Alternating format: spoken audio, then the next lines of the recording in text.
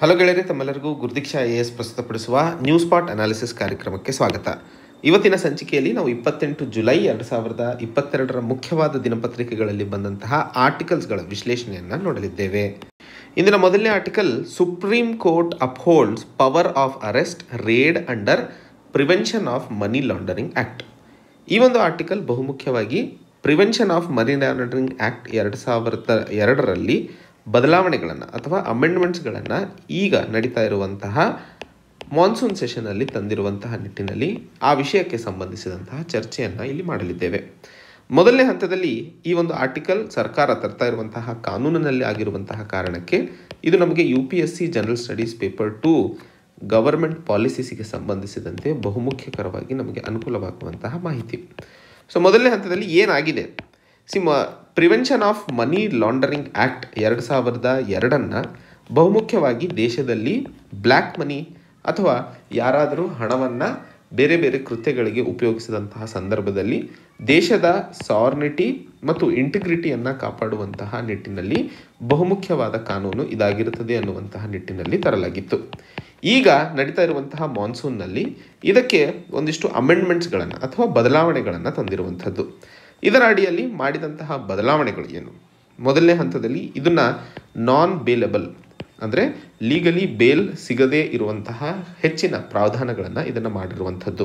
ಹಾಗೆ ಯಾವುದೇ enforcement case information ರಿಪೋರ್ಟನ್ನು ಕೊಡೋದಿಲ್ಲ ಅನ್ನುವಂಥದ್ದನ್ನು ಸಹ ಇಲ್ಲಿ ಬದಲಾವಣೆಯನ್ನಾಗಿ ಸೇರಿಸಲಾಗ್ತಾ ಇರುವಂಥದ್ದು. ಆ್ಯಂಡ್ ಯಾವುದಾದರೂ ಕೇಸ್ನಲ್ಲಿ ತಪ್ಪಿತಸ್ಥ ಅಂತ ಗೊತ್ತಾದಂತಹ ಸಂದರ್ಭದಲ್ಲಿ ಅವರ ಆಸ್ತಿಗಳನ್ನು ಈ ಒಂದು ಕ್ರೈಮ್ ಬ್ಯಾಲೆನ್ಸಿಗೆ ಅಥವಾ ಕ್ರೈಮ್ ಶೀಟಿಗೆ ಅಟ್ಯಾಚ್ ಮಾಡಿ ಅದನ್ನು ಸರ್ಕಾರ ಜಪ್ತಿ ಮಾಡಿಕೊಳ್ಳುವಂತಹ ಪ್ರಾವಧಾನವನ್ನು ಸಹ ಮಾಡಿರುವಂಥದ್ದು.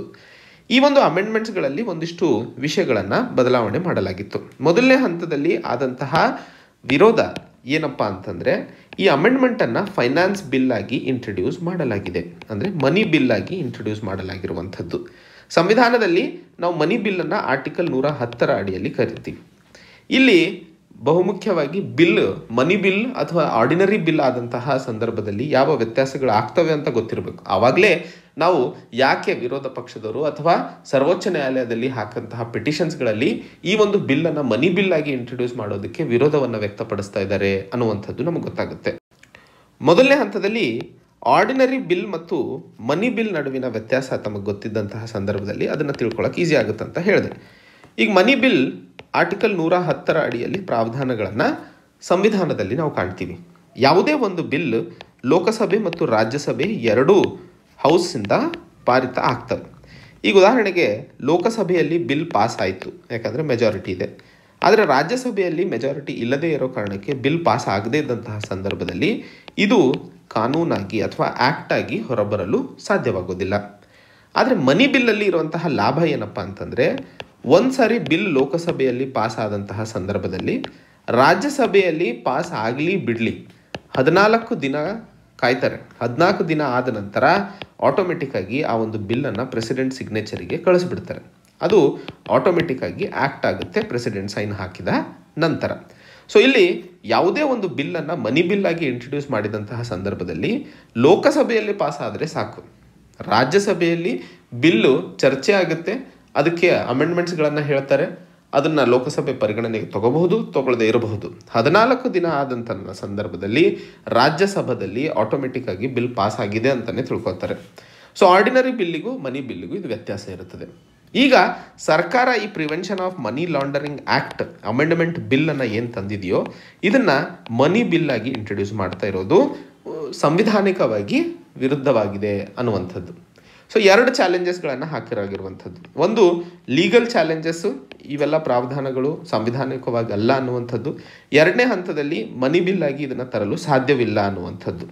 ಈಗ ಲೀಗಾಲಿಟಿ ಬಗ್ಗೆ ಇಲ್ಲಿ ಸರ್ವೋಚ್ಚ ನ್ಯಾಯಾಲಯ ಇವೆಲ್ಲ ಪ್ರಾವಧಾನಗಳು ಸರ್ಕಾರದ ಏನು ತಂದಿದೆ ಸಾರ್ನಿಟಿ ಆ್ಯಂಡ್ ಇಂಟಿಗ್ರಿಟಿಗೆ ಸಂಬಂಧಿಸಿದಂತೆ ಆ ಒಂದು ಸಂದರ್ಭದಲ್ಲಿ ಮನಿ ಲಾಂಡರಿಂಗ್ ಟೆರರಿಸಮ್ನ ಅಥವಾ ಭಯೋತ್ಪಾದನೆಗೆ ಸಂಬಂಧಿಸಿದಂತಹ ಒಂದು ಕೃತ್ಯ ಆಗಿರುವಂತಹ ಸಂದರ್ಭದಲ್ಲಿ ಅವೆಲ್ಲ ಪ್ರಾವಧಾನಗಳು ಸರಿ ಇದ್ದಾವೆ ಅನ್ನುವಂತಹ ಮಾತನ್ನು ಹೇಳಿದೆ. ಹಾಗೆ ಎರಡನೇ ಹಂತದಲ್ಲಿ ಮನಿ ಬಿಲ್ ಆಗಿ ಇದನ್ನು ತರುವಂತಹ ಪ್ರಶ್ನೆಗೆ ಸಂಬಂಧಿಸಿದಂತೆ ಇದನ್ನು 7 ಬೆಂಚ್ ಜಡ್ಜ್ ಡಿಸೈಡ್ ಮಾಡುತ್ತೆ ಮುಂದಿನ ದಿನಗಳಲ್ಲಿ ಅನ್ನುವಂತಹ ಮಾತನ್ನು ಇಲ್ಲಿ ಹೇಳಿರುವಂತಹ ವಿಷಯವನ್ನು ಬಹುಮುಖ್ಯವಾಗಿ ತಿಳ್ಕೊಬೇಕಾಗಿರುವಂಥದ್ದು. So prevention of money laundering act money bill ಆಗಿ ತರಲು ಸಾಧ್ಯವಿದೆಯಾ ಅನ್ನುವಂತಹ ಪ್ರಶ್ನೆಗೆ ಸಂಬಂಧಿಸಿದಂತೆ ಮುಂದಿನ ದಿನಗಳಲ್ಲಿ ಕಾಯಬೇಕಾಗಿರುವಂಥದ್ದು. ನಾನು ಹೇಳಿದೆ, ಹಾಗಾದರೆ ಇಲ್ಲಿ ತಂದಿರುವಂತಹ ಪ್ರಾವಧಾನ ಆರ್ಟಿಕಲ್ 110 ಅಡಿಯಲ್ಲಿ ಆರ್ಟಿಕಲ್ 110 ಸಬ್ ಕ್ಲಾಸ್ 1 ಅದರಲ್ಲಿ ಎ ಇಂದ ಜಿ ವರೆಗೂ ನಾವು ಯಾವೆಲ್ಲ ಪ್ರಾವಧಾನಗಳ ಮೇಲೆ ಮನಿ ಬಿಲ್ಲನ್ನು ತರುವಂತಹ ಅವಕಾಶವಿದೆ ಅನ್ನುವಂತಹ ವಿಷಯಕ್ಕೆ ಸಂಬಂಧಿಸಿದಂತಹ ಪ್ರಾವಧಾನಗಳನ್ನು ಕೊಡಲಾಗಿದೆ. ಸೊ ಅಲ್ಲಿ ಆ ಪ್ರಾವಧಾನಗಳನ್ನು ಬಿಟ್ಟು ಬೇರೆ ಯಾವ ಪ್ರಾವಧಾನದ ಮೇಲೂ ಮನಿ ಬಿಲ್ಲನ್ನು ತರಲು ಸಾಧ್ಯವಿಲ್ಲ. ಸೊ ಹೇಗೆ 7 ಬೆಂಚ್ ಜಡ್ಜ್ ಈ ಒಂದು ಸಂವಿಧಾನವನ್ನು ಇಂಟರ್ಪ್ರೆಟ್ ಮಾಡುತ್ತೆ, ಅದಕ್ಕೆ ಸಂಬಂಧಿಸಿದಂತೆ ತೀರ್ಪು ಕೊಡುತ್ತೆ ಅನ್ನುವಂತಹ ವಿಷಯವನ್ನು ಕಾದು ನೋಡಬೇಕಾಗಿರುವಂತಹ ವಿಷಯವಾಗಿರುತ್ತದೆ. ಮುಂದಿನ ಒಂದು article, the poor state of India's fiscal federalism. ಈ ಒಂದು ಆರ್ಟಿಕಲಲ್ಲಿ ಚರ್ಚೆ ಮಾಡ್ತಿರುವಂತಹ ವಿಷಯ ಕೇಂದ್ರ ಮತ್ತು ರಾಜ್ಯ ಸರ್ಕಾರದ ನಡುವಿನ ಸಂಬಂಧಗಳಿಗೆ ಸಂಬಂಧಿಸಿದಂತಹ ಚರ್ಚೆ. ಆ ಒಂದು ನಿಟ್ಟಿನಲ್ಲಿ ಈ ಒಂದು ಆರ್ಟಿಕಲ್ ನಮಗೆ UPSC ಜನರಲ್ ಸ್ಟಡೀಸ್ ಪೇಪರ್ 2 ಪಾಲಿಟಿಗೆ ಸಂಬಂಧಿಸಿದಂತೆ ಬಹುಮುಖ್ಯಕರವಾದಂತಹ ಆರ್ಟಿಕಲ್ ಇದಾಗಿರ್ತದೆ. ಸೊ ಇಲ್ಲಿ ಚರ್ಚೆ ಮಾಡ್ತಿರುವಂತಹ ವಿಷಯ ಕೇಂದ್ರ ಮತ್ತು ರಾಜ್ಯ ಸರ್ಕಾರಗಳ ನಡುವಿನ ಆರ್ಥಿಕ ಒಂದು ಸಂಬಂಧಗಳಿಗೆ ಸಂಬಂಧಿಸಿದಂತಹ ವಿಷಯವಾಗಿರುತ್ತದೆ. ಸೊ ಆರ್ಥಿಕವಾಗಿ ಹೇಗೆ ಕೇಂದ್ರ ಮತ್ತು ರಾಜ್ಯ ಸರ್ಕಾರಗಳ ನಡುವಿನ ಸಂಬಂಧಗಳು ಬದಲಾಗಿದ್ದಾವೆ ಸ್ವಾತಂತ್ರ್ಯದ ನಂತರದಲ್ಲಿ ಅನ್ನುವಂತಹ ಮಾತನ್ನು ಇಲ್ಲಿ ಹೇಳಲು ಪ್ರಯತ್ನಿಸ್ತಿರುವಂಥದ್ದು. ಮೊದಲನೇ ಹಂತದಲ್ಲಿ ಲೇಖಕರು 1949ರಲ್ಲಿ ಡಾಕ್ಟರ್ BR ಅಂಬೇಡ್ಕರ್ ಅವರು ಕೊಟ್ಟಂತಹ ಒಂದು ಸ್ಪೀಚ್ನ ಬಗ್ಗೆ ಹೇಳ್ತಾ ಇರುವಂಥದ್ದು. ಸಂವಿಧಾನವನ್ನು ಹೊರತರ್ತಾ ಇರುವಂತಹ ಸಂದರ್ಭದಲ್ಲಿ ಅವರು ಹೇಳಿದ್ದು, ದೇಶದಲ್ಲಿ ರಾಜಕೀಯ ವ್ಯವಸ್ಥೆಯಲ್ಲಿ ನಾವು ಸಮಾನತೆಯನ್ನು ಕಾಣಲು ಬಹಳ ಸುಲಭ ಇರುತ್ತದೆ, ಆದರೆ ಸಾಮಾಜಿಕ ಮತ್ತು ಆರ್ಥಿಕ ಕ್ಷೇತ್ರದಲ್ಲಿ ಸಮಾನತೆಯನ್ನು ತರುವಂಥದ್ದು ಬಹುದೊಡ್ಡವಾದಂತಹ ಸಮಸ್ಯೆಯಾಗಿ ಎದುರಾಗಲಿದೆ ಅನ್ನುವಂತಹ ಎಚ್ಚರಿಕೆಯನ್ನು ಕೊಟ್ಟಿದ್ದರು. ನಾವು ಏನಾದರೂ ಈ ಸಾಮಾಜಿಕ ಮತ್ತು ಆರ್ಥಿಕ ಸಮಾನತೆಯನ್ನು ತರದೇ ಇದ್ದಂತಹ ಸಂದರ್ಭದಲ್ಲಿ ಮುಂದಿನ ದಿನಗಳಲ್ಲಿ ರಾಜಕೀಯ ಪ್ರಜಾಪ್ರಭುತ್ವ ಏನು ನಾವು ಅಚೀವ್ ಮಾಡಲು ಅಥವಾ ಪಡೆದುಕೊಳ್ಳಲು ಪ್ರಯತ್ನಿಸ್ತಿದ್ದೀವೋ ಇದರಲ್ಲಿ ವಿಫಲರಾಗ್ತೀವಿ ಅನ್ನುವಂತಹ ಮಾತನ್ನು ಹೇಳಿದರು. ಆ ವಿಷಯಕ್ಕೆ ಸಂಬಂಧಿಸಿದಂತೆ ಜವಾಹರ್ಲಾಲ್ ನೆಹರು ಅವರು ಸಹ ಆ ಒಂದು ಸಾಮಾಜಿಕ ಮತ್ತು ಆರ್ಥಿಕ ಅಸಮಾನತೆಯನ್ನು ಸಮಾಜದಿಂದ ತೆಗೆದುಹಾಕುವಂತಹ ನಿಟ್ಟಿನಲ್ಲಿ ಪ್ಲಾನಿಂಗ್ ಕಮಿಷನನ್ನು ಜಾರಿಗೆ ತಂದಿದ್ದರು. ಈ ಪ್ಲಾನಿಂಗ್ ಕಮಿಷನ್ ಬಹುಮುಖ್ಯವಾಗಿ ಸೆಂಟ್ರಲೈಸೇಷನ್ನ ಮೇಲೆ ಕೆಲಸ ಮಾಡ್ತಿತ್ತು. ಸೆಂಟ್ರಲೈಸೇಷನ್ ಅಂದ್ರೇನು? ಹೆಚ್ಚಿನ ಅಧಿಕಾರವನ್ನು ಕೇಂದ್ರ ಸರ್ಕಾರದ ಅಧಿನಿಯಮದಲ್ಲಿ ಕೊಡುವಂಥದ್ದು. ಆ ಒಂದು ಕಾರಣದಿಂದಾಗಿ ನಾವು ದೇಶದಲ್ಲಿ ಸಾಮಾಜಿಕ, ಆರ್ಥಿಕ ಮತ್ತು ಪ್ರಾದೇಶಿಕ ವ್ಯತ್ಯಾಸಗಳನ್ನು, ರೀಜನಲ್ ಡಿಸ್ಪ್ಯಾರಿಟೀಸ್ಗಳನ್ನು ತೆಗೆದುಹಾಕಲು ಸಾಧ್ಯವಾಗುತ್ತದೆ ಅನ್ನುವಂಥದ್ದು. ಆ ಒಂದು ಉದ್ದೇಶದೊಂದಿಗೆ ಪ್ಲಾನಿಂಗ್ ಕಮಿಷನನ್ನು ಶುರು ಮಾಡಲಾಗಿತ್ತು. ಆದರೆ 2014 ನಂತರದಲ್ಲಿ ನಾವು ಕಂಡ ಹಾಗೆ ಪ್ಲಾನಿಂಗ್ ಕಮಿಷನನ್ನು ತೆಗೆದುಹಾಕಲಾಯಿತು. ದೇಶದಲ್ಲಿ ಸೆಂಟ್ರಲೈಸೇಷನ್ ಬಂದಂತಹ ಮೂಲ ಉದ್ದೇಶ ಏನು ಸಾಮಾಜಿಕ, ಆರ್ಥಿಕ ಮತ್ತು ಪ್ರಾದೇಶಿಕ ಅಸಮಾನತೆಯನ್ನು ತೆಗೆಯುವಂಥದ್ದು ಮೂಲ ಉದ್ದೇಶವಾಗಿತ್ತೋ ಅದು ವಿಫಲವಾಗಲು ಶುರುವಾಯಿತು ಅನ್ನುವಂಥದ್ದು. ಒಂದು ಕಡೆ ಆರ್ಥಿಕ ಅಂತ ಹೇಳ್ತಾ ಇದ್ದೀವಿ, ಅದಕ್ಕೆ GST ಬಹುದೊಡ್ಡವಾದಂತಹ ಮಾರಕ ರಾಜ್ಯ ಸರ್ಕಾರಗಳಿಗಾಗಿರುವಂಥದ್ದು. ಎರಡನೇ ಹಂತದಲ್ಲಿ ಹೇಗೆ ಸರ್ಕಾರ ತಂದಿರುವಂತಹ ಸೆಂಟ್ರಲಿ ಸ್ಪಾನ್ಸರ್ಡ್ ಸ್ಕೀಮ್ಸ್ ಏನಿದ್ದಾವೆ ಅವುಗಳಿಂದ ಹೇಗೆ ರಾಜ್ಯದಲ್ಲಿ ಸಾಮಾಜಿಕ ಮತ್ತು ಆರ್ಥಿಕ ಅಸಮಾನತೆಯನ್ನು ತೆಗೆಯುವ ಹೆಚ್ಚಿನ ಶಕ್ತಿ ರಾಜ್ಯ ಸರ್ಕಾರಗಳಿಗೆ ಕೊಡಲಾಗಿತ್ತು, ಅದು ಸಹ ಕಿತ್ತುಕೊಂಡಂತಾಗಿದೆ. ಹಾಗೂ ರಾಜ್ಯ ಸರ್ಕಾರಗಳಿಗೆ ಯಾವ ರೀತಿಯಲ್ಲಿ GST ಬಂದ ನಂತರ ರೆವೆನ್ಯೂ ಅಲ್ಲಿ ಆದಂತಹ ಹೊಡೆತ. ಸೊ ಮೊದಲನೇ ಹಂತದಲ್ಲಿ ನಾನು ಹೇಳಿದ ಹಾಗೆ ಜವಾಹರ್ಲಾಲ್ ನೆಹರು ಅವರು ಇದ್ದಂತಹ ಸಂದರ್ಭದಲ್ಲಿ ಪ್ಲಾನಿಂಗ್ ಕಮಿಷನನ್ನು ಶುರು ಮಾಡಿದರು. ಪ್ಲಾನಿಂಗ್ ಕಮಿಷನ್ ಬಹುಮುಖ್ಯವಾಗಿ ತನ್ನ ಅಸ್ತಿತ್ವವನ್ನು 1990ರ ನಂತರದಲ್ಲಿ ಕಳ್ಕೊಳ್ಳಲು ಶುರು ಮಾಡಿತು. 2014ರಲ್ಲಿ ಪೂರ್ತಿಯಾಗಿ ಮುಚ್ಕೊಂಡು ಹೋಯಿತು. ದೇಶದಲ್ಲಿ ಆರ್ಥಿಕವಾದಂತಹ ವ್ಯವಹಾರಗಳು, ಫಿಸ್ಕಲ್ ಟ್ರಾನ್ಸ್ಫರ್ಸ್ ಅಂತ ಏನು ಕರಿತೀವಿ, ಕೇಂದ್ರ ಸರ್ಕಾರದಿಂದ ರಾಜ್ಯ ಸರ್ಕಾರದ ಕಡೆಗೆ, ಅದು ಪ್ಲಾನಿಂಗ್ ಕಮಿಷನ್ ಹಾಗೂ ಫೈನಾನ್ಸ್ ಕಮಿಷನ್ ಆಧಾರದ ಮೇಲೆ ಮಾಡಲಾಗ್ತಿತ್ತು. 2014 ನಂತರ ಪ್ಲಾನಿಂಗ್ ಕಮಿಷನ್ ಅಸ್ತಿತ್ವವನ್ನು ಕಡ್ಕೊಂಡಂತಹ ಅಥವಾ ತೆಗೆದುಹಾಕಿದಂತಹ ಸಂದರ್ಭದಲ್ಲಿ ಫಿಸ್ಕಲ್ ಕಮಿಷನ್ ತನ್ನ ಶಕ್ತಿಯನ್ನು ಹೆಚ್ಚಿಸಿಕೊಳ್ತು. ಬಹುಮುಖ್ಯವಾಗಿ ಫಿಸ್ಕಲ್ ಕಮಿಷನ್ ಬರೀ 2 ಟ್ಯಾಕ್ಸಸ್ಗಳ ಮೇಲೆ ತನ್ನ ರೆಕಮೆಂಡೇಷನ್ಸನ್ನು ಕೊಡ್ತಿತ್ತು. ಮೊದಲನೇದು ಇನ್ಕಮ್ ಟ್ಯಾಕ್ಸ್ನ ಮೇಲೆ ಹಾಗೂ ಯೂನಿಯನ್ ಎಕ್ಸೈಸ್ ಡ್ಯೂಟೀಸ್ಗಳ ಮೇಲೆ. ಆದರೆ ಈ 2 ಪವರ್ಸು ಬಿಟ್ಟು ತನ್ನ ಸ್ಕೋಪನ್ನು ಇವತ್ತು ಬಹಳ ದೊಡ್ಡ ಮಟ್ಟದಲ್ಲಿ ಹರಡಿಸಿಕೊಂಡಿದೆ.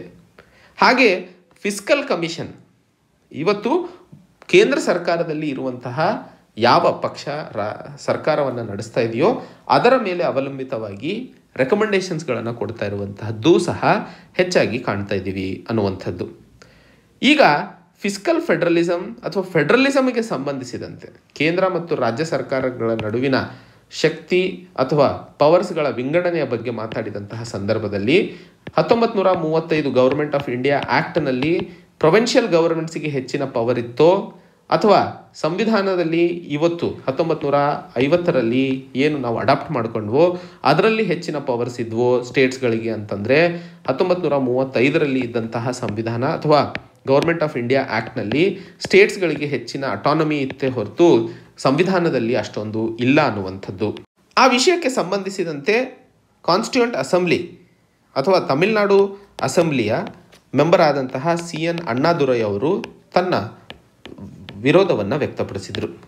ಅವರು ದೇಶದಲ್ಲಿ ಕೇಂದ್ರ ಸರ್ಕಾರ ಸಾರ್ನಿಟಿ ಆ್ಯಂಡ್ ಇಂಟಿಗ್ರಿಟಿಗೆ ಸಂಬಂಧಿಸಿದಂತೆ ಕೆಲಸವೇನೋ ಮಾಡುವಂಥದ್ದು ಸರಿ, ಆದರೆ ಶಿಕ್ಷಣ, ಆರೋಗ್ಯ ಇವೆಲ್ಲವೂ ಹೇಗೆ ಸಾರ್ನಿಟಿ ಆ್ಯಂಡ್ ಇಂಟಿಗ್ರಿಟಿಗೆ ರಿಲೇಟೆಡ್ ಇದ್ದಾವೆ ಅನ್ನುವಂತಹ ಪ್ರಶ್ನೆಯನ್ನು ಕೇಳಿದರು. ಆ ಒಂದು ನಿಟ್ಟಿನಲ್ಲಿ ರಾಜ್ಯ ಸರ್ಕಾರಗಳಿಗೆ ಹೆಚ್ಚಿನ ಶಕ್ತಿಯನ್ನು ಒದಗಿಸಬೇಕು ಅನ್ನುವಂತಹ ವಿಷಯಕ್ಕೆ ಸಂಬಂಧಿಸಿದಂತೆ PV ರಾಜಮನ್ನಾರ್ ಕಮಿಟಿಯನ್ನು ರಚನೆ ಮಾಡಲಾಗಿತ್ತು. ಈ PV ರಾಜಮನ್ನಾರ್ ಕಮಿಟಿ 1969ರಲ್ಲಿ ಏನು ರಚನೆ ಮಾಡಲಾಗಿತ್ತೋ ಅದರ ಒಂದು ರೆಕಮೆಂಡೇಶನ್ಸ್ ಆಧಾರದ ಮೇಲೆ ಮುಂದಿನ ದಿನಗಳಲ್ಲಿ ಕೇಂದ್ರ ಸರ್ಕಾರ ಬಹಳಷ್ಟು ಕೋಲಿಷನ್ ಗವರ್ಮೆಂಟ್ಸ್ಗಳು ಆದಂತಹ ಸಂದರ್ಭದಲ್ಲಿ 1990 ಮತ್ತು 2000ರ ದಶಕದಲ್ಲಿ ರಾಜ್ಯ ಸರ್ಕಾರಗಳಿಗೆ ಹೆಚ್ಚಿನ ಶಕ್ತಿಯನ್ನು ಒದಗಿಸುವಂತಹ ಕಡೆಗೆ ಪ್ರಯತ್ನಗಳನ್ನು ನಡೆಸಲಾಯಿತು. ಈ ಒಂದು ಚಾಪ್ಟರ್ ಅಥವಾ ರಾಜಮನ್ನಾರ್ ಕಮಿಟಿಯ ಬಗ್ಗೆ ತಾವು ಸೆಂಟರ್ ಸ್ಟೇಟ್ ರಿಲೇಷನ್ಸ್ ಇಂಡಿಯನ್ ಪಾಲಿಟಿಯನ್ನು ಓದಬೇಕಾದ್ರೆ ಇದರ ಬಗ್ಗೆ ಹೆಚ್ಚಿನ ಮಾಹಿತಿಯನ್ನು ತಾವು ತಿಳ್ಕೊತೀರ. ಇವತ್ತಿನ ಸಂದರ್ಭದಲ್ಲಿ ಕೇಂದ್ರ ಮತ್ತು ರಾಜ್ಯ ಸರ್ಕಾರಗಳ ನಡುವಿನ ಸಂಬಂಧಗಳಲ್ಲಿ ಬಹುಮುಖ್ಯವಾಗಿ ಆದಂತಹ ಬದಲಾವಣೆ 1990 ಮತ್ತು 2000ರ ದಶಕದಲ್ಲಿ. ರಾಜಕೀಯವಾಗಿ ಒಂದು ಕಡೆ ಅದನ್ನು ನೋಡಿದಂತಹ ಸಂದರ್ಭದಲ್ಲಿ ಆರ್ಥಿಕವಾಗಿ ನೋಡಿದಾಗ ಇವತ್ತು ರಾಜ್ಯಗಳ ಏನು ಎಕ್ಸ್ಪೆಂಡಿಚರ್ ಇದೆ ಅಥವಾ ಖರ್ಚೇನಿದೆ ಅದು ಹೆಚ್ಚಾಗ್ತಾ ಹೋಗಿದೆ, ರೆವೆನ್ಯೂ ಏನಿದೆ ಅದು ಕಡಿಮೆ ಆಗ್ತಾ ಇರುವಂಥದ್ದು ನಾವು ನೋಡ್ತಾ ಇದ್ದೀವಿ. 1955-56ರಲ್ಲಿ 69% ರೆವೆನ್ಯೂ ರಾಜ್ಯ ಸರ್ಕಾರಗಳು ತಾವಾಗೇ ಮಾಡ್ಕೋತಾ ಇದ್ರು. ಇವತ್ತು 19-20ರಲ್ಲಿ ಬರೀ 38% ರೆವೆನ್ಯೂವನ್ನು ಅವರು ದುಡ್ಕೊಳ್ಳಲು ಸಾಧ್ಯವಾಗ್ತಿರುವಂಥದ್ದು. ಹೀಗೆ ಇರುವಂತಹ ಸಂದರ್ಭದಲ್ಲಿ ಆದಂತಹ ವ್ಯತ್ಯಾಸ ಏನು? ಬಹಳಷ್ಟು ಟ್ಯಾಕ್ಸ್ ಮಾಡುವಂತಹ ಪ್ರಾವಧಾನ ಇವತ್ತು ಕೇಂದ್ರ ಸರ್ಕಾರದ ಅಡಿಯಲ್ಲಿ ಹೋಗಿರುವಂಥದ್ದು. ಬರೀ ಪೆಟ್ರೋಲಿಯಂ, ಎಲೆಕ್ಟ್ರಿಸಿಟಿ ಹಾಗೂ ಆಲ್ಕೋಹಾಲ್ ಈ 3 ಮಾತ್ರ ರಾಜ್ಯ ಸರ್ಕಾರಗಳಿಗೆ ಉಳ್ಕೊಂಡಿರುವಂತಹ ಟ್ಯಾಕ್ಸ್ ಆಗಿರುತ್ತದೆ. ಹೀಗೆ ನೋಡಿದಂತಹ ಸಂದರ್ಭದಲ್ಲಿ ರಾಜ್ಯ ಸರ್ಕಾರಗಳು ಎಲ್ಲಿಂದ ರೆವೆನ್ಯೂವನ್ನು ತರಲು ಸಾಧ್ಯವಾಗುತ್ತದೆ? ಖರ್ಚೇನೋ ಜಾಸ್ತಿ ಆಗ್ತಾ ಇದ್ದಾವೆ ಕೋವಿಡ್-19 ಸಂದರ್ಭದ ನಂತರ ನೋಡಿದಾಗ, ಆದರೆ ಆದಾಯದಲ್ಲಿ ಇಲ್ಲದೇ ಇರುವಂತಹ ದಾರಿ ಅವರಿಗೆ ಕುರುಡನಾಗಿ ಮಾಡ್ತಾ ಇದೆ ಅನ್ನುವಂಥದ್ದು. 3ನೇ ಹಂತದಲ್ಲಿ ಸೆಂಟ್ರಲ್ ಸ್ಪಾನ್ಸರ್ಡ್ ಸ್ಕೀಮ್ ಅಂತ ಹೇಳಿದೆ. ಕೇಂದ್ರ ಸರ್ಕಾರ ಸರಿಸುಮಾರು 131 ಸೆಂಟ್ರಲ್ ಸ್ಪಾನ್ಸರ್ಡ್ ಸ್ಕೀಮ್ಸನ್ನು ಲಾಗು ಮಾಡಿದೆ. ಇದರಲ್ಲಿ ಹೆಚ್ಚಿನ ಭಾಗವನ್ನು ಅಂದರೆ 90%, 75-90% ಭಾಗ ಅಥವಾ ಹಣ ಕೇಂದ್ರ ಸರ್ಕಾರ ಕೊಡುತ್ತೆ, ಉಳಿದಂತಹ ಹಣ ರಾಜ್ಯ ಸರ್ಕಾರಗಳು ಕೊಡಬೇಕಾಗಿರುವಂಥದ್ದು. ಈಗ ಈ ಕಾರ್ಯಕ್ರಮಗಳಿಗೆ ಸಂಬಂಧಿಸಿದಂತೆ ಸೆಂಟ್ರಲಿ ಸ್ಪಾನ್ಸರ್ಡ್ ಸ್ಕೀಮ್ ಅಂತಂದರೆ ಈಗ ಆಯುಷ್ಮಾನ್ ಭಾರತ್ ಸ್ಕೀಮ್ ಇದೆ ಅನ್ಕೊಳ್ಳೋಣ. ಆ ಒಂದು ಕಾರ್ಯಕ್ರಮ ಇಡೀ ದೇಶದ ಎಲ್ಲ ರಾಜ್ಯಗಳಿಗೆ ಒಂದೇ ರೀತಿಯಲ್ಲಿ ಇಂಪ್ಲಿಮೆಂಟ್ ಆಗುವಂತಹ ಒಂದು ಕಾರ್ಯಕ್ರಮ ಆಗಿರುತ್ತೆ. ಈಗ ರಾಜ್ಯ ಸರ್ಕಾರಗಳು ರಾಜ್ಯದಲ್ಲಿ ಇರುವಂತಹ ಸಮಸ್ಯೆಗಳನ್ನು ಚೆನ್ನಾಗಿ ಅರ್ಥಕೊಳ್ತಾರೆ ಆ್ಯಂಡ್ ರಾಜ್ಯಕ್ಕೆ ಅನುಗುಣವಾಗಿ ಪ್ರಯಾರಿಟೀಸ್ಗಳನ್ನು ಸೆಟ್ ಮಾಡ್ಕೊಳ್ಳಲು ಹೆಲ್ಪ್ಫುಲ್ ಆಗುತ್ತೆ. ಈಗ ಈ ರೀತಿಯ ಸೆಂಟ್ರಲ್ ಸೆಕ್ಟರ್ ಸ್ಕೀಮ್ಸ್ಗಳನ್ನು ಉದಾಹರಣೆಗೆ ಶಿಕ್ಷಣದಲ್ಲಿ ತಮಿಳುನಾಡು, ಕೇರಳ ಚೆನ್ನಾಗಿದ್ದಾವೆ. ಶಿಕ್ಷಣಕ್ಕೆ ಸಂಬಂಧಿಸಿದಂತೆ ಒಂದು ಸ್ಕೀಮನ್ನು ಭಾರತ ಸರ್ಕಾರ ಸೆಂಟ್ರಲ್ ಸ್ಪಾನ್ಸರ್ಡ್ ಸ್ಕೀಮ್ನ ಅಡಿಯಲ್ಲಿ ತರುತ್ತೆ. ತಂದಂತಹ ಸಂದರ್ಭದಲ್ಲಿ ಈಗ 75% ಫಂಡನ್ನು ಕೊಟ್ಟರೆ 25% ಫಂಡ್ ಎಜುಕೇಷನಿಗೆ ಎಕ್ಸ್ಟ್ರಾ ಇಡಬೇಕಾಗುತ್ತೆ. ಆಗಲೇ ಇಟ್ಟಿದ್ದಾರೆ. ಎಕ್ಸ್ಟ್ರಾ ಇಟ್ಟಂತಹ ಸಂದರ್ಭದಲ್ಲಿ ಈ ಹಣವನ್ನು ರಾಜ್ಯ ಸರ್ಕಾರಗಳು ಮತ್ತೆ ಉಪಯೋಗಿಸ್ಕೊಳ್ಳೋಕ್ಕೆ ಸಾಧ್ಯ ಆಗೋದಿಲ್ಲ. ಈ ರೀತಿಯ ಸಂದರ್ಭದಲ್ಲಿ ರಾಜ್ಯ ಸರ್ಕಾರಗಳಿಗೆ ಇರುವಂತಹ ಒಂದಿಷ್ಟು ರೆವಿನ್ಯೂ ಕಳ್ಕೋತಾರೆ ಹೊರತು ಅವರು ಮತ್ತೆ ಅದರಿಂದ ಲಾಭವನ್ನು ಪಡ್ಕೊಳ್ಳೋಕ್ಕೆ ಸಾಧ್ಯ ಆಗೋದಿಲ್ಲ. ಸೊ ಸೆಂಟ್ರಲ್ ಸೆಕ್ಟರ್ ಸ್ಕೀಮ್ಗಳು ರಾಜ್ಯ ಸರ್ಕಾರಗಳಿಗೆ ಮಾರಕವಾಗಿದ್ದಾವೆ ಅನ್ನುವಂತಹ ಮಾತನ್ನು ಸಹ ಇಲ್ಲಿ ಹೇಳಲು ಪ್ರಯತ್ನಿಸ್ತಿರುವಂಥದ್ದು. ಒಟ್ಟಾರೆ ಇಡೀ ಆರ್ಟಿಕಲಲ್ಲಿ ಹೇಳ್ತಾ ಇರುವಂಥದ್ದು ಭಾರತದಲ್ಲಿ ಫಿಸ್ಕಲ್ ಫೆಡರಲಿಸಮ್ ಅಥವಾ ಫೆಡರಲಿಸಮನ್ನು ಸರಿಯಾಗಿ ಮೇಂಟೈನ್ ಮಾಡದೇ ಇದ್ದಂತಹ ಸಂದರ್ಭದಲ್ಲಿ ನಮ್ಮ ಸಾಂವಿಧಾನಿಕ ಪೂರ್ವಜರು ಅಥವಾ ನಮ್ಮ ಕಾನ್ಸ್ಟಿಟ್ಯೂಷನಲ್ ಫೋರ್ ಫಾದರ್ಸ್ ಏನು ಹೇಳ್ತೀವೋ ಅವರು ಕಂಡಂತಹ ಕನಸು ಸಾಮಾಜಿಕ ಮತ್ತು ಆರ್ಥಿಕ ಸಮಾನತೆಯನ್ನು ದೇಶದಲ್ಲಿ ತರದೇ ಇದ್ದಂತಹ ಸಂದರ್ಭದಲ್ಲಿ ರಾಜಕೀಯ ಪ್ರಜಾಪ್ರಭುತ್ವವನ್ನೂ ಸಹ ನಾವು ಕಳ್ಕೊಳ್ಳೋದು ಖಚಿತ ಅನ್ನುವಂತಹ ಮಾತನ್ನು ಅಥವಾ ಎಚ್ಚರಿಕೆಯನ್ನು ಇಲ್ಲಿ ಕೊಡಲು ಪ್ರಯತ್ನಿಸ್ತಿರುವಂಥದ್ದು. ಮುಂದಿನ ಒಂದು article, A future free of hepatitis. ಈ ಒಂದು ಆರ್ಟಿಕಲನ್ನು ಬಹುಮುಖ್ಯವಾಗಿ ನಾವು ಇವತ್ತು ಚರ್ಚೆ ಮಾಡ್ತಿರುವಂತಹ ವಿಷಯ, ಜುಲೈ 28 ವರ್ಲ್ಡ್ ಹೆಪಟೈಟಿಸ್ ಡೇ ಅಂತ ಹೇಳಿ ಆಚರಿಸುವಂತಹ ನಿಟ್ಟಿನಲ್ಲಿ ಈ ವರ್ಲ್ಡ್ ಹೆಪಟೈಟಿಸ್ ಡೇ ದಿನದಂದು ಹೆಪಟೈಟಿಸ್ ರೋಗ ಒಂದು ವೈರಲ್ ಡಿಸೀಸ್ ಆಗಿದ್ದು, ಇದನ್ನು 2030 ಎಲಿಮಿನೇಟ್ ಮಾಡುವಂತಹ ಮೂಲ ಉದ್ದೇಶವನ್ನು ಪ್ರಪಂಚ ಮಟ್ಟದಲ್ಲಿ ಇಟ್ಕೊಳ್ಳಲಾಗಿದೆ. ಆ ಒಂದು ನಿಟ್ಟಿನಲ್ಲಿ ಇಲ್ಲಿ ಚರ್ಚೆ ಮಾಡ್ತಿರುವಂತಹ ವಿಷಯ ರೋಗಕ್ಕೆ ಸಂಬಂಧಿಸಿದಂತಹ ವಿಷಯವಾಗಿರೋದ್ರಿಂದ UPSC general studies paper 3 science and technology diseases ಸೆಕ್ಷನ್ನಲ್ಲಿ ಬಹುಮುಖ್ಯಕರವಾಗಿರುತ್ತದೆ, ನೆನ್ಪಿಟ್ಕೊಳ್ಳಿ. ಮೊದಲನೇ ಹಂತದಲ್ಲಿ ನಮಗೆಲ್ಲ ಗೊತ್ತೇ ಇರುವಂಥದ್ದು ಹೆಪಟೈಟಿಸ್ ವೈರಲ್ ಡಿಸೀಸ್ ಆಗಿ ಬಹುಮುಖ್ಯವಾಗಿ ನಮ್ಮ ಲಿವರ್ಸನ್ನು ಹೊಡೆಯುತ್ತೆ. ಆ ಒಂದು ಸಂದರ್ಭದಲ್ಲಿ ಹೆಚ್ಚಿನ ಪ್ರಾಣನಾಶ ಆಗ್ತಾ ಇರುವಂತಹ ಸನ್ನಿವೇಶಗಳನ್ನು ನಾವು ಕಾಣ್ತಾ ಇದ್ದೀವಿ. ಇಲ್ಲಿ ಬಹುಮುಖ್ಯವಾಗಿ ಹೇಳಲು ಪ್ರಯತ್ನಿಸ್ತಿರುವಂಥದ್ದು 2030 ನಾವು ಈ ವೈರಲ್ ಹೆಪಟೈಟಿಸ್ ಡಿಸೀಸನ್ನು ತೆಗೆಯಬೇಕು ಅಂತಂದರೆ ಅದು ಸಾಧ್ಯವಾಗೋದು ಸರಿಯಾದ ಕೇರ್, ಅಫೋರ್ಡಬಲ್ ಅಂತಂದರೆ ಎಲ್ಲ ಜನರಿಗೆ ಔಷಧಿಗಳನ್ನು ಖರೀದಿ ಮಾಡುವಂತಹ ಒಂದು ಬೆಲೆಯನ್ನು ಆ ಒಂದು ವ್ಯಾಕ್ಸಿನನ್ನು ಕೊಡಿಸ್ಬೇಕು ಮತ್ತು ಆಕ್ಸೆಸಿಬಲ್ ಆಗಿರುವಂತಹ ಪದ್ಧತಿ ಹಾಗೂ ಸಿಸ್ಟಮನ್ನು ಡೆವಲಪ್ ಮಾಡಬೇಕು. ಎಲ್ಲ ಜನರಿಗೂ ಹೆಪಟೈಟಿಸ್ ಯಾರಿಗೆ ರೋಗ ಇದೆ ಅವರಿಗೆ ಕೇರ್ ಕೊಡಬೇಕು. ಅವರು ಆ ಖರ್ಚನ್ನು ವೆಚ್ಚ ಮಾಡುವಂತಹ ಅಥವಾ ಅಫೋರ್ಡಬಿಲಿಟಿಯನ್ನು ಇನ್ಕ್ರೀಸ್ ಮಾಡಬೇಕು ಹಾಗೂ ಆಕ್ಸೆಸಿಬಿಲಿಟಿಯನ್ನು ಇನ್ಕ್ರೀಸ್ ಮಾಡಬೇಕು. ಹೀಗೆ ಮಾಡಿದಂತಹ ಸಂದರ್ಭದಲ್ಲಿ ನಾವು ಮಾತ್ರ 2030 ಹೆಪಟೈಟಿಸ್ ರೋಗವನ್ನು ಎಲಿಮಿನೇಟ್ ಮಾಡಲು ಸಾಧ್ಯವಾಗುತ್ತದೆ. ಯಾವಾಗ ಎಲಿಮಿನೇಟ್ ಅಂತ ಕನ್ಸಿಡರ್ ಆಗುತ್ತೆ ಅಂದರೆ ಹೊಸ ಕೇಸ್ಗಳು ಏನಿದಾವಲ್ಲ ಅದರಲ್ಲಿ 90% ಇಳಿಕೆ ಆಗಬೇಕು ಹಾಗೂ ಯಾರು ಈ ರೋಗದಿಂದ ಸಾಯ್ತಾ ಇದ್ದಾರಲ್ಲ ಅದರಲ್ಲಿ 65% ಕಡಿಮೆ ಆಗಬೇಕು. ಇದನ್ನು 2015 ಡೇಟಾ ಪ್ರಕಾರ ಹೇಳ್ತಾರೆ. ಉದಾಹರಣೆಗೆ 2015 100 ಜನ ಹೆಪಟೈಟಿಸ್ ರೋಗದಿಂದ ಬಳಲ್ತಾ ಇದ್ದಂತಹ ಸಂದರ್ಭದಲ್ಲಿ ಇವತ್ತಿನ ಸಂದರ್ಭದಲ್ಲಿ ಏನಾದರೂ 10 ಜನ ಮಾತ್ರ ಹೆಪಟೈಟಿಸ್ ರೋಗ ಬರ್ತಾ ಇದೆ ಹಾಗೂ ಇದರಿಂದ ಸಾಯ್ತಾ ಇರೋರು 65% ಕಡಿಮೆ ಆಗಿದ್ದಾರೆ ಅಂತಂದರೆ 35 ಜನ ಸಾಯ್ತಾ ಇದ್ದಾರೆ ಅಂತ. ಹೀಗೆ ಇದ್ದಂತಹ ಸಂದರ್ಭದಲ್ಲಿ ನಾವು ಅದನ್ನು ಡಿಸೀಸ್ ಎಲಿಮಿನೇಟೆಡ್ ಅಂತ ಕರಿತೀವಿ. ಅಂದರೆ ಅದನ್ನು ಆ ಭಾಗದಿಂದ ತೆಗೆದುಹಾಕೋದ್ರಲ್ಲಿ ಸಫಲರಾಗಿದ್ದೀವಿ ಅನ್ನುವಂಥದ್ದು. ಈಗ 2030 ಟಾರ್ಗೆಟನ್ನು ಅಚೀವ್ ಮಾಡಬೇಕು ಅಂತಂದರೆ ನಾವು ಈಗಲೇ ಕೆಲಸ ಮಾಡುವ ಅವಶ್ಯಕತೆ ಇದೆ. ಏನಕ್ಕೆ?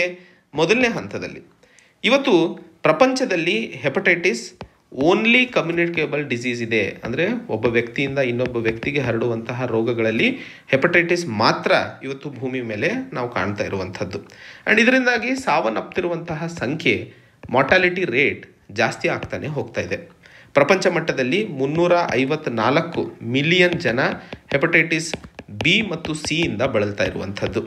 ಸೌತ್ ಈಸ್ಟ್ ಏಷ್ಯಾ ಭಾಗದಲ್ಲಿ 20% ಗ್ಲೋಬಲ್ ಮಾರ್ಟಾಲಿಟಿ ಏನಿದೆ ಅದು ಹೆಪಟೈಟಿಸ್ ರೋಗದ್ದಾಗಿರುವಂಥದ್ದು. ಹೀಗೆ ಇರುವಂತಹ ಸಂದರ್ಭದಲ್ಲಿ ಇದರ ಒಂದು ತಡೆ ಹಾಕುವಂಥದ್ದು ಬಹುಮುಖ್ಯಕರವಾಗಿರುತ್ತದೆ.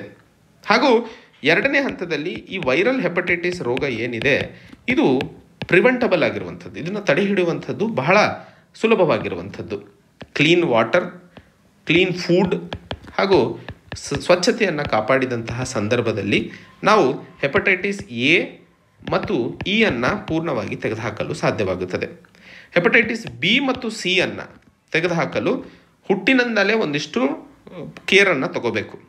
ಅದು ಹುಟ್ಟಿದಾಗ ಕೊಡುವಂತಹ ಹೆಪಟೈಟಿಸ್ನ ಡೋಸ್ ಆಗಿರಬಹುದು ಅಥವಾ ಸರಿಯಾದ ಬ್ಲಡ್ ಟ್ರಾನ್ಸ್ಫ್ಯೂಷನ್ಗಳನ್ನು ಮಾಡುವಂಥದ್ದು, ಸೇಫ್ ಸೆಕ್ಸನ್ನು ಫಾಲೋ ಮಾಡುವಂಥದ್ದು ಹಾಗೂ ಸರಿಯಾದ ಸಮಯದಲ್ಲಿ ಡಯಾಗ್ನೋಸ್ ಮಾಡುವಂಥದ್ದು.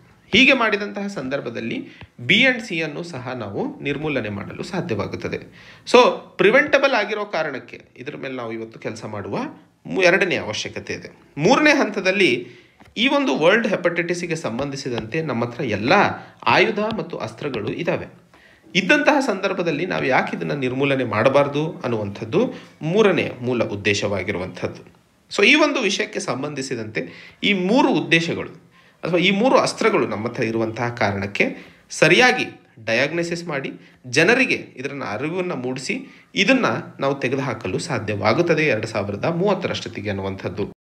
2030ಕ್ಕಿಂತ ಮುಂಚೆ 2025ರಷ್ಟೊತ್ತಿಗೆ ಒಂದಿಷ್ಟು ಟಾರ್ಗೆಟ್ ಇದೆ. ಏನದು? ಹೆಪಟೈಟಿಸ್ ಬಿ ಮತ್ತು ಸಿ ಇಂದ ಆಗುವಂತಹ ಹೊಸ ಇನ್ಫೆಕ್ಷನ್ಗಳು ಏನಿದಾವಲ್ಲ ಅದನ್ನು ನಾವು ಅರ್ಧ ಮಾಡುವ ಅವಶ್ಯಕತೆ ಇದೆ. ಅಂದರೆ 2015ರ ಸಂಖ್ಯೆಯನ್ನು ನೋಡಿದಂತಹ ಸಂದರ್ಭದಲ್ಲಿ. ಹಾಗೂ ಲಿವರ್ ಕ್ಯಾನ್ಸರಿಂದ ಸಾಯ್ತಾ ಇರುವಂತಹವರ ಸಂಖ್ಯೆ 40% ಕಡಿಮೆ ಮಾಡಬೇಕಾಗಿದೆ. ಇದಲ್ಲದೆ 60% ಏನು ಹೆಪಟೈಟಿಸ್ ಬಿ ಮತ್ತು ಸಿ ಇಂದ ಬಳಲ್ತಾ ಇರುವಂತಹ ಜನಸಂಖ್ಯೆ ಇದೆಯೋ ಅವರನ್ನು ಡಯಾಗ್ನೈಸ್ ಮಾಡಿ ಹಾಗೂ ಸರಿಯಾದ ಟ್ರೀಟ್ಮೆಂಟನ್ನು ಇದರ ಅರ್ಧ ಆದರೂ ನಾವು ಕೊಡುವ ಅವಶ್ಯಕತೆ ಇದೆ. ಸೊ ಈ 3 ಕಂಡೀಷನ್ಸ್ಗಳನ್ನು 2025ರಷ್ಟೊತ್ತಿಗೆಲ್ಲ ಸಾಧಿಸಿದಂತಹ ಸಂದರ್ಭದಲ್ಲಿ ಮುಂದಿನ ದಿನಗಳಲ್ಲಿ 2030ರಷ್ಟೊತ್ತಿಗೆ ನಾವು ಎಲಿಮಿನೇಟ್ ಮಾಡುವಂತಹ ಕಡೆಗೆ ದಾರಿಯನ್ನು ಸಾಗಿಸಲು ಸಾಧ್ಯವಾಗುತ್ತದೆ. ಆ ಒಂದು ನಿಟ್ಟಿನಲ್ಲಿ ಒಂದಿಷ್ಟು ಕ್ರಮಗಳನ್ನು ಹೇಳಲಾಗ್ತಿರುವಂಥದ್ದು. ಮೊದಲನೇ ಹಂತದಲ್ಲಿ ಸರಿಯಾಗಿ ಆರೋಗ್ಯ ವ್ಯವಸ್ಥೆಗೆ ಸಂಬಂಧಿಸಿದಂತೆ ಡೊಮೆಸ್ಟಿಕ್ ಫಂಡಿಂಗನ್ನು ಮಾಡುವ ಅವಶ್ಯಕತೆ ಇದೆ. ರಾಜ್ಯ ಸರ್ಕಾರಗಳು ಈ ಹೆಪಟೈಟಿಸ್ ರೋಗದ ವಿರುದ್ಧ ಹೊಡೆದಾಡುವಂತಹ ಪ್ರಯತ್ನ ಕೇಂದ್ರ ಮತ್ತು ರಾಜ್ಯ ಸರ್ಕಾರ ನಡೆಸುವ ಅವಶ್ಯಕತೆ ಇದೆ. ಮತ್ತು ಹೇಳಿದೆ ಅಫೋರ್ಡಬಲ್ ಆಗಬೇಕು. ಡ್ರಗ್ ಆ್ಯಂಡ್ ಡಯಾಗ್ನೋಸ್ಟಿಕ್ಸ್ ಏನಿದೆ ಕಾಸ್ಟ್ಲಿ ಆಗಬಾರ್ದು. ಅದು ಕಡಿಮೆ ಹಣದಲ್ಲಿ ಎಲ್ಲರೂ ಆ ಒಂದು ರೋಗಕ್ಕೆ ಟ್ರೀಟ್ಮೆಂಟ್ ತಗೊಳ್ಳುವಂತಹ ವ್ಯವಸ್ಥೆಯನ್ನು ಹುಟ್ಟಿಸಬೇಕು. ಹಾಗೆ ಎಲ್ಲ ಜನರಿಗೂ ಈ ಒಂದು ರೋಗದ ಬಗ್ಗೆ ಅರಿವನ್ನು ಮೂಡಿಸುವಂಥದ್ದು ಮತ್ತು ಬರೀ ಡಿಸ್ಟ್ರಿಕ್ಟ್ ಹಾಸ್ಪಿಟಲ್ಗಳೆಲ್ಲ ಪೆರಿಫರಲ್ ಅಂದರೆ ತಾಲೂಕು ಮತ್ತು ಗ್ರಾಮೀಣ ಮಟ್ಟದಲ್ಲಿ ಇರುವಂತಹ ಹಾಸ್ಪಿಟಲ್ಸ್ಗಳಲ್ಲೂ ಈ ಒಂದು ರೋಗಕ್ಕೆ ಟ್ರೀಟ್ಮೆಂಟನ್ನು ಕೊಡುವಂತಹ ಪ್ರಾವಧಾನವನ್ನು ಮಾಡಬೇಕು. ಹೀಗೆ ಮಾಡಿದಂತಹ ಸಂದರ್ಭದಲ್ಲಿ ಮಾತ್ರ ನಾವು ಅಂದ್ಕೊಂಡಿರುವಂತಹ ಟಾರ್ಗೆಟನ್ನು ರೀಚ್ ಮಾಡೋದರಲ್ಲಿ ಸಫಲರಾಗ್ತೀವಿ ಅನ್ನುವಂಥದ್ದು. ಸೊ ಆ ಒಂದು ವಿಷಯಕ್ಕೆ ಸಂಬಂಧಿಸಿದಂತೆ ವರ್ಲ್ಡ್ ಹೆಪಟೈಟಿಸ್ ಡೇ ಈ ರೋಗದ ಬಗ್ಗೆ ಎಲ್ಲ ಜನರಲ್ಲಿ ಅರಿವು ಮೂಡಿಸುವಂತಹ ಕಡೆಗೆ ಒಂದು ಪ್ರಯತ್ನವಾಗಿರುತ್ತದೆ ಅನ್ನುವಂತಹ ವಿಷಯವನ್ನು ಬಹುಮುಖ್ಯವಾಗಿ ಇಲ್ಲಿ ಹೇಳಲು ಪ್ರಯತ್ನಿಸ್ತಿರುವಂಥದ್ದು. ಸೊ ಇದು ಇವತ್ತಿನ ಸುದ್ದಿ ವಿಶ್ಲೇಷಣೆಗಳೇ. ಮತ್ತೆ ಹೊಸ ಸಂಚಿಕೆಯೊಂದಿಗೆ ಹೊಸ ವಿಷಯಗಳನ್ನು ತಿಳ್ಕೊಳ್ಳೋಣ. ಅಲ್ಲಿಯವರೆಗೆ ಜೈ ಹಿಂದ್, ಜೈ ಕರ್ನಾಟಕ.